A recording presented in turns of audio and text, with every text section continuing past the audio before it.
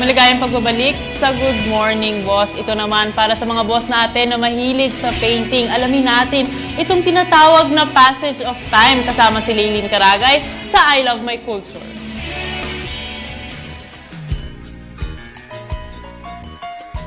Good morning mga boss, at ngayong araw ay kikilalanin natin ang isang visual artist na si Mark Andy Garcia sa kanyang Passage of Time. Ang mga tema ni Mark Andy Garcia ay kadalasang autobiographical. Ito ay naglalarawan ng mga karanasan niya sa buhay at sa mga taong nakapaligid sa kanya na ang mga ginagamit na style ay spontaneous painterly na may distinct childlike approach. Ang kanyang exhibit na Passage of Time ay composed of 7 new oil paintings.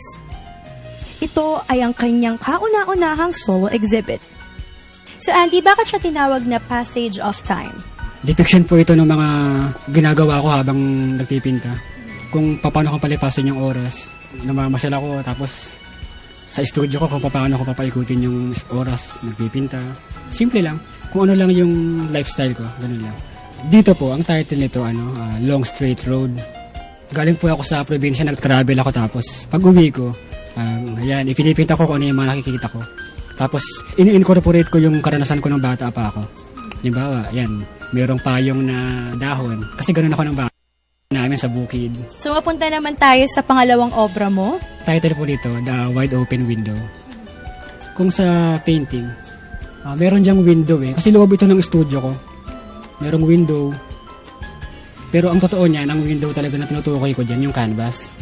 Kasi yan yung window, yung blank canvas. Yan yung window kung saan ako nakakapag-explore.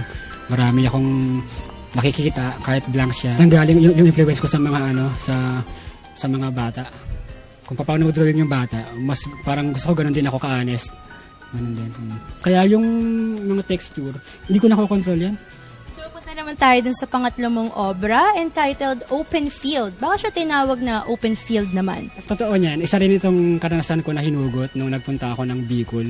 Nagturo kasi ako doon ng art workshop. The Watering Place. Yung mundo para sa akin, umaapaw ang kaalaman sa paligid. Umaapaw yung idea sa mundo, kaya watering place. Kaya ako ginawang matubig yung eksena. Ako yung sa may swimming. Dahil galing ka sa outing, yan yung naging outcome mo. Ito yung pinakahuling ginawa ko Yung title niya, nanggaling sa isang quote ni Vincent Van Gogh. Sabi ni Vincent Van Gogh, "The only time I feel alive is when I'm painting." Tapos yung expression, ginagamit ko yung figure na puno para symbol ng growth. So parang sinasabi mo na, through the years, nag-grow ka na. Ito na yung outcome mo. The Painter. Ano naman ang story behind this one? May dalawang tao. Ako yan pareho Ang proseso ko sa pagpipinta, kahit na wala pa akong brush sa kamay, feeling ko kasama na yun sa proseso ko Yung nagre-research ako, tapos inahanda ko yung isip ko para sa ibang ipipinta. Sa akin, art na yun as is. Kung kaya, mayroon akong dalawang personality dyan na isa, relax, isa naman, in action, nagpipinta. So lastly would be Existence. Ayan, ako na yan. Sa akin, ang kabuuan ng karir ko sa art, simula pa nung mag-start ako professionally, maraming, di ba, lahat ng tao dumadaan sa mga pagsubok, trials. Ang tingin sa trials, sagabal, kung dadaan ka dyan, parang matitisod ka. Sa akin, parang dun, yun ang magandang part ng buhay, yung beauty, di ba? Parang sa travel, mas nag-e-enjoy ka sa biyahe kaysa sa destination. Tapos dun ka mag-exist. So Andy, any parting words para sa ating mga upcoming visual artists?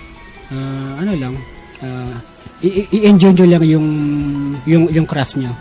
I-enjoy nyo yung craft nyo kasi para sa akin, kung talagang in-enjoy mo yan tapos ibinuhos mo yung interest mo dyan, nandoon yung blessings. At ayan mga boss, nasilayan natin ang mga obra ni Mark Andy Garcia. Kaya naman tangkilikin natin ang mga visual artist na kagaya niya. Laylene Caragay para sa I Love My Culture.